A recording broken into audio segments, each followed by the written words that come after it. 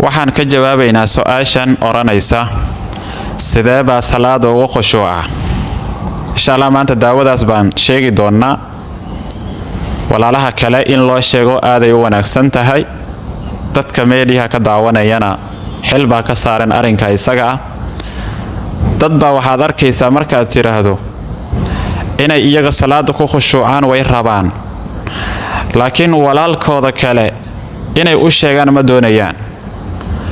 idan nabiga wuxuu yidhi iimaan dhaba lagama helin qofkiina ahadkiina ilaa uu kala jeclaado walaalkii. xadiidka nabiga ma ahan. haddii aan ku dhahay arrinka walaalka u sheeg oo walaalka gaasii oo salaadiisa saxa u noqoto, adiguna waad jeceshahay, idan iimaan dhaba lagama helin. dad baa waxay marmarsi ka dhigayaan haddaad tiraahdo wanaagga walaalka u geey inay ku dhahaan ma magaca baad raadinaysaa, ma magacaad baad raadinaysaa, maxaa weeye magac aqoon maad raadinaysaa, inay dadka ku aqoonsadaan maad raadini. waa cudur, waa cudur.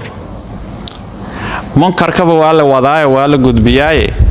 ma haddaan ku dhahay walaal muhiimadan iyo salaada inaad ku khushuucdo walaalka kala gaarsii, haddaan ku dhahay inaad i dhahdo ma ahan maxaad ii dhahday, idan waa cudur arrinka isaga ah. bismillaah, waxaan doonayaa inaan idiin sheego 4 qodob oo markaa kugu caawin kara in aad salaada ku khushuucdo.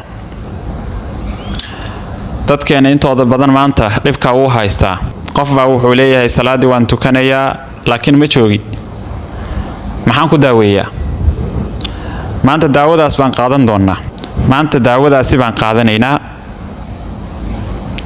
inaad salaada ku khushuucdo maxaa kaa caawin kara?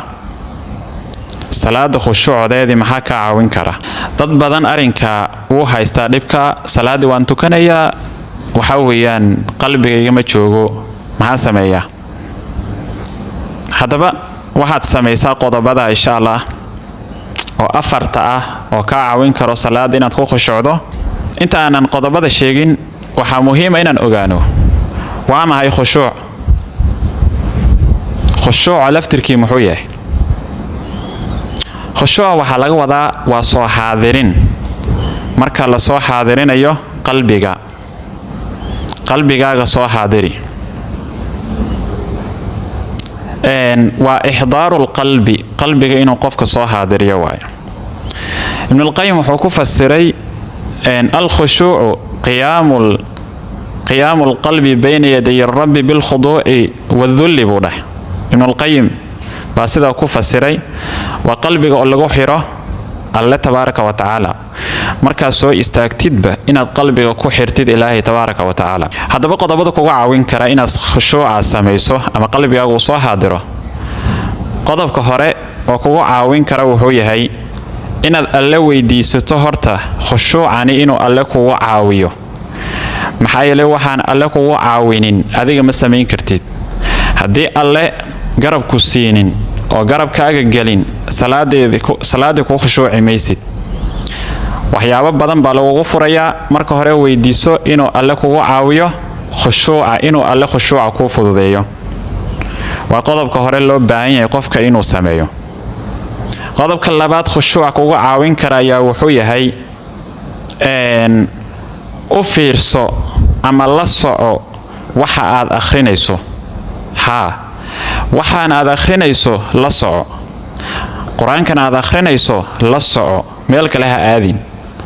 faatixada aad akhrinayso si fiican ula soco, qur-aanka kale aad akhrinaysana si fiican ula soco. idan inaad garataa waxaad akhrinayso inaad la socotaay waxay kaa caawinaysaa salaada inaad ku khushuucdo. qodobka 4aad oo kugu caawin kara salaada inaad ku khushuucdo wuxuu yahay ku tuko meel degan oo aan buuq lahayn. laakiin qofka marka masaajidka soo galo idan meel degan buu ku jiraa, soo maahan? laakiin meel buuq badan haddaad ku tukanayso markaasi khushuucaadi markaa ma imaanayo. maxaa yeelay waxyaabahaas kugu soo noqnoqonaya ayaa keenaya inaad khushuuci weyso.